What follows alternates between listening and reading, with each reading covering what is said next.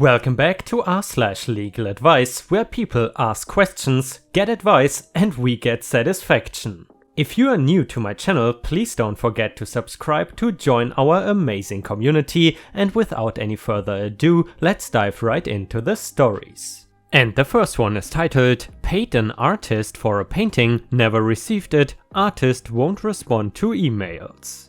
My wife and I found a piece of artwork we liked in Chicago back during the summer. It was in a gallery/artist collective in Wicker Park, and so I contacted the gallery owner, I guess via his gallery's Facebook page, about the piece. He stated the piece was $1,200 and gave us a name and address to make a check out to. I confirmed the name was the one listed as the artist on one news site I found that spoke about the artwork. My wife and I were in the process of moving to Nevada, so we emailed the recipient of the check and asked him if he could hold on to the piece for a month. It was hanging in a gallery and had been for a few years, so we figured another month was not a problem. He agreed. Once we moved, he became more and more difficult to contact. Long delays would go by between emails, and one time speaking about how his mother was sick. We were not in a big hurry to get it, so we did not press him that hard. However, we now have not heard from him in 2 months, despite calling, emailing, and Facebook messaging him. My question is now, what is the next step? I googled him and found out he had a record of property damage from 2015, and the name on the arrest record corresponds to the address he gave us, so I don't think it was a fake address. So we know where he lives, but we now live in NV. Is this something that we should call the cops about? Small claims? Learn our lesson and eat the $1,200? Edit number 1, I contacted the artist collective via email, and they are going to look into the situation. Posting a nasty review on the collective's Google Maps page probably did not hurt. And a user in the comments said, "Have you tried contacting the gallery owner about it as well? He might have an ongoing relationship with the artist that would allow him to help resolve this more swiftly." You could also try googling the artwork itself or the artist and his current/upcoming exhibition record. It is possible he submitted it to another show in the interim and is dragging his feet because he's waiting for its return. And guys, I would love to know, if you were in this situation, what would you suggest to do? Let us know in the comments if you have any ideas. And the next one is an update to the artist's story. So, nearly 2 years after a gallery owner/artist took our money and never sent us the artwork we bought, we now have the artwork in possession, and the artist/gallery owner is in a world of trouble. First, how we retrieved the artwork. After the previous legal advice thread, we spoke to a friend who was a lawyer in Chicago who suggested we contact the landlord of the building, which we were able to do successfully. The landlord office manager noted the artwork was hanging in their public space in a hallway, not in the gallery, so they contacted the artist, who continued to not respond, although he was paying his rent, about the situation, and informed him if he didn't respond that they would take the painting into their possession. He did not respond, so the landlord removed the artwork and stored it in the basement, where it sat for over a year. Meanwhile, my wife reported the artist/gallery owner to the Department of Business Affairs and Consumer Protection, who ended up charging the guy with operating without a business license, $1,000 per day, as well as failure to deliver the merchandise in a timely manner. The guy apparently does not read this subreddit and decided to take the ostrich road and not show up for the case, so he got the maximum penalty due to a default judgment of, hang on to your seats, $28,000 plus the $1,200 he owed us. What fun! A few months after the judgment, I was in Chicago for business for the first time in 2 years, so I made arrangements with the landlord to pick up the painting. I ended up renting a moving van, the thing is huge, and then getting it to a UPS store who packed it up and got it back to our home. So we finally have the painting in hand. Final fun, I was worried that since I now had the painting in hand that I was no longer due the $1,200 should the Chicago collections ever get it, so I contacted the prosecutor of the case to be as open as possible. I told her that we had the merchandise in hand, but I had spent basically $1,200 shipping it back home. She said basically, don't worry about it. So, all told, a good ending to a long story. If we magically get a check in the mail someday for $1,200, not holding my breath, I will post another update. Edit, too long didn't read. Gallery owner / artist ripped us off for $1,200. We got the painting without his help. He got a penalty from the city of Chicago for nearly $30,000.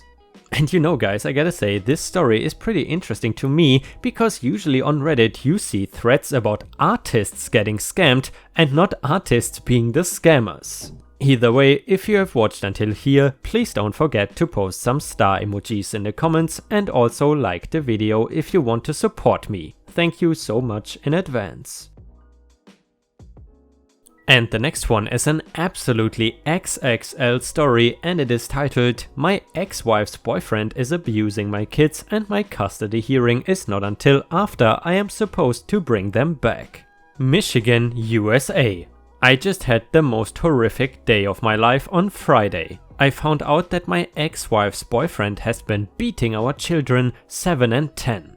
I split up from my wife about 6 months ago and she started seeing someone seriously about a month after that. 3 or 4 weeks ago he unofficially moved in. I never liked him, but I never had reason to believe he was violent. My custody arrangement is such that I get the kids for a week and then she gets the kids for a week, back and forth. I did not try to sue for full custody at any time because this is totally unprecedented and I've never known her to be an unfit parent. Raising the children had nothing to do with why we split up and nothing related to anger, violence or general carelessness. Friday night she dropped the kids off and as usual she barely made eye contact or spoke to me. I tried to organize an amicable split for the kids' sake and it went well at first, and then after the papers were signed and assets divided, she was not having it. So usually the routine when she drops the kids off on Fridays around 7 or whenever they finish dinner is that we watch the game or play some video games, get a jump start on weekend homework and then head to bed.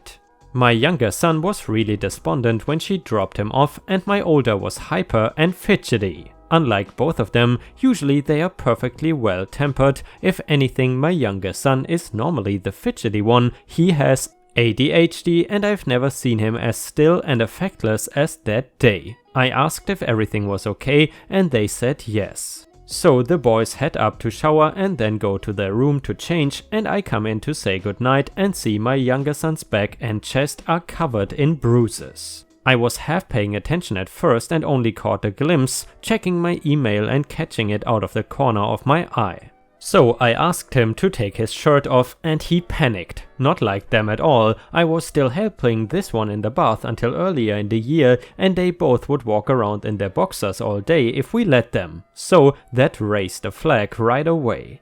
To make a long story short, he was covered in bruises on top. I had to step out of the room for a second because I didn't want to break down in front of him, and his legs had prominent lacerations and welts. I asked him what happened and he kept telling me he fell. He was definitely coached because he has not lied to me that blatantly since he was like 4.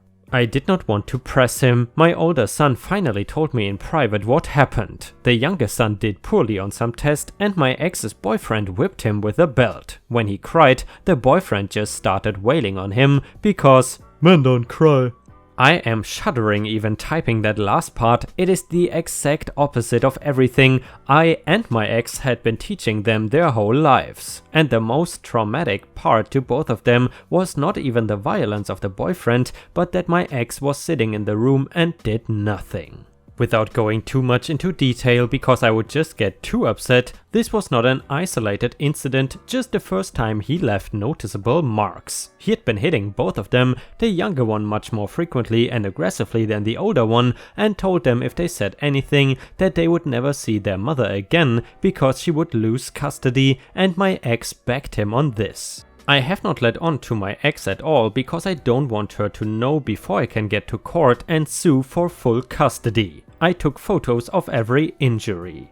I am so livid. I don't know if I am more mad at him for attacking my children, my ex for not doing anything, or myself for not putting the pieces together sooner and doing a deeper dive into the man living with my kids. I contacted a lawyer that next morning, but he said since the guy technically does not live with them, we might not be able to take custody from my ex. He kept his apartment, but according to the kids, he brought a bunch of boxes with clothes over 3 or 4 weeks ago and has stayed over every night since. He also said once my wife catches wind of my suit that she might just take out a restraining order on the guy and swear that they are broken up while still seeing him on the side once she keeps custody.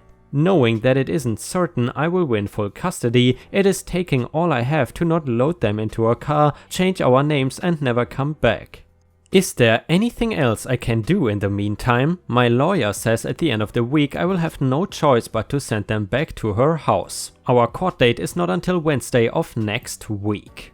They have barely slept the last 2 days. The younger one is afraid to sleep alone and keeps getting into bed with his brother, who is so guilt-ridden he didn't do anything to stop it or speak up sooner than he just gets into bed with me and cries all night. They are both in counseling starting 2 days from now. I did not see this coming at all. My ex-wife was so against violence, she would not even kill a spider in the kitchen and spent hours trapping it in a glass to release. She found out a teacher had yelled at one of our kids and had a meeting with the principal the same day. It has occurred to me this man is abusing her too, and she is under some sort of spell with him and needs help of her own. Once it affects my kids, I don't care about her problems, only they matter. There's no excuse that will justify her sitting and watching a grown man brutalize my 7-year-old.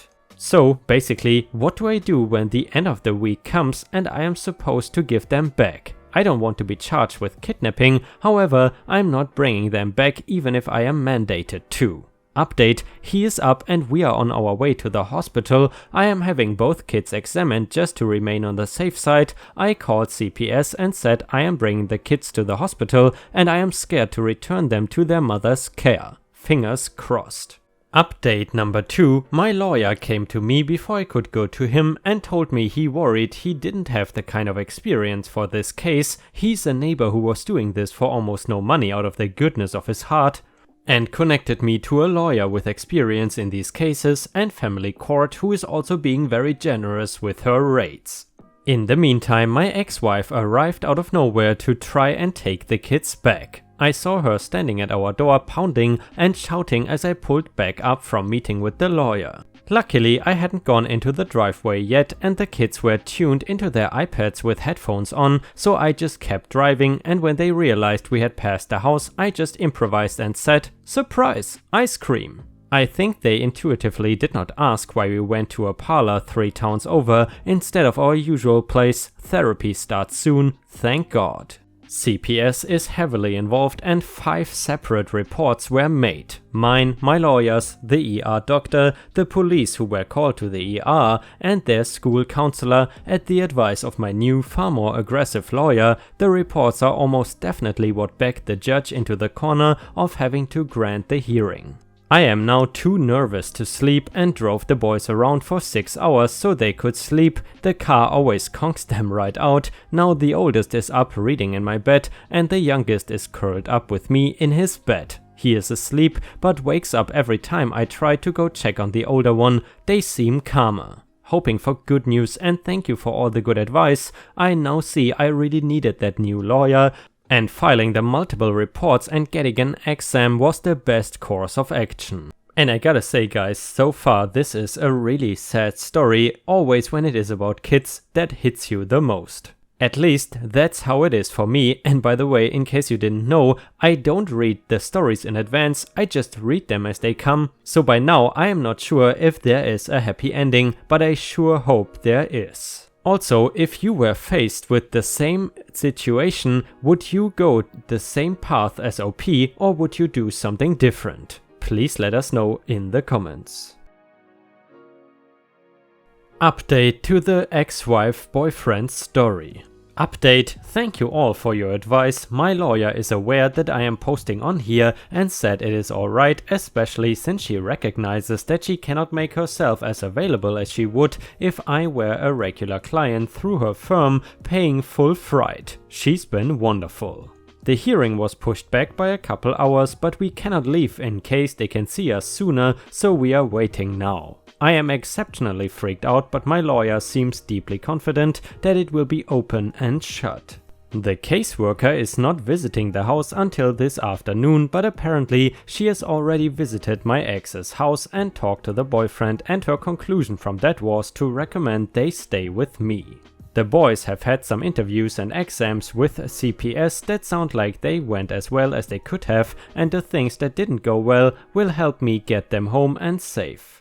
After this process, my next step is an order of no contact on the boyfriend or a restraining order if I can swing it. We'll have to ask the lawyer, but she agrees we do need something official in place to keep him at bay.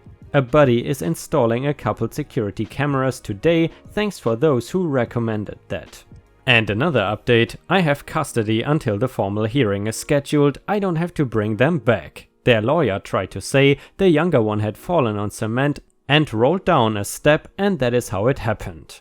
When the boys were asked if the younger one fell and they had no clue what she was talking about, they tripped on some patio bricks but were barely scratched, and their lawyer tried to switch it around and say that I had abused them and that they were trying to do me a favor of keeping it out of court. The judge said, "Counselor, are you out of your mind?" Which my lawyer says is a great sign moving forward. I don't know where they found their lawyer, but he was wearing sneakers. So now we wait for next Wednesday. I am just relieved there's not the same clock on it now. Thank you again to everyone. The boys are back in school Monday and doing well. The older fell asleep tonight without issue for the first time since I got them. I am hopeful. Update again, sorry for the long delay, it has been a crazy few days and I've barely been checking my emails, let alone Reddit. As wonderful as you all are, your support has been so critical in getting through this time. So, at first, I did not win full custody. My ex-wife and her bizarre lawyer fabricated evidence claiming that I'd been fired from a previous job for violence, going so far as to forge a letter from a non-existent boss and a whole hash of lies. I am in IT, so I really don't know what she could have dreamed up that would end in physical violence. I was just so flustered and terrified at the initial ruling. My lawyer had not seen the fake papers and was a complete shock, not allowing anyone to even leave the courtroom before she understood the reasoning behind the ruling. Once it came to light that there was some sort of evidence she hadn't seen, she really dug in, and at the end of the day, I got full custody with my ex getting limited supervised visits, provided the boyfriend is nowhere in sight, and the chance to come back and get more visits if she can demonstrate the boyfriend is no longer living in the house or would ever be around the kids. The other good news is it seems like the only plus to Icky Sneaker's lawyer is that he's helping her seek some counseling for whatever trauma she personally experienced. My lawyer is following up with seeing anyone responsible for misconduct, including the judge, is dealt with appropriately. I have the kids now, that is all that matters. They are still in school in her town, where I lived with her when we were married, and the end of the year is close, but next year I'm going to move them to my district. It is all on her now, all that matters is the boys are home. And I gotta admit guys, this was a pretty dark story because I feel so bad for the kids that they had to go through the whole court situation. I just cannot imagine how tough this has been for them. Either way, at least OP got custody of them, even though their ex-wife or girlfriend or whatever she was can still visit them, and I am not sure if I trust her, because it seems like she would stay together with that douchebag. Either way, I hope you enjoyed the stories for today, and if you want more ripe content, then please head on over to patreon.com/ripeyoutube for more exclusive Reddit content. Over there you will find a mix of Just No Mother-in-Law, I Don't Work Here Lady, and sometimes even legal advice. Thank you very much in advance, and I hope to see you again tomorrow. Thank you so much for watching.